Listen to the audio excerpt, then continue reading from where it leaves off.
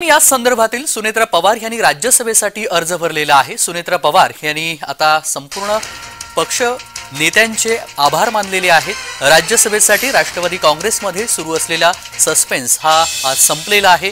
राष्ट्रवादी काँग्रेसकडून प्रफुल्ल पटेल यांच्या रिक्त झालेल्या राज्यसभेच्या जागेवर अजित पवार यांच्या पत्नी सुनेत्रा पवार या जाणार आहेत। त्यांनी आज अर्ज भरलेला आहे। उमेदवारी अर्ज भरल्यामुळे छगन भुजबळ नाराज झाल्याची चर्चा सुरू झालेली होती। मात्र राज्यसभेच्या जागेसाठी राष्ट्रवादी काँग्रेसकडून अनेक जण इच्छुक होते आणि त्यामध्ये छगन भुजबळ यांच्याबरोबर अजित पवार यांचे चिरंजीव पार्थ पवार यांचं देखील नाव चर्चेत आलेलं होतं आणि अखेर सुनेत्रा पवार यांच्या नावावरती शिक्कामोर्तब झालेला आहे आणि त्यांनी आज अर्ज भरलाय।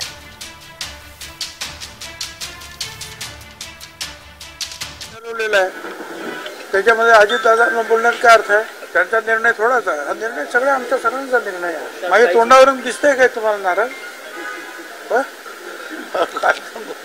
या पद्धतीनं नाराज विराज काही नाहीये, ठीक आहे।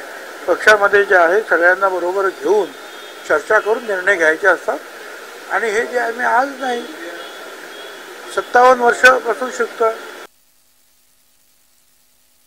तर फॉर्म भरताना हा नाही गेला तो नाही गेला हे जे बातम्या आपण चालवतो यामध्ये अर्थ नाही आहे।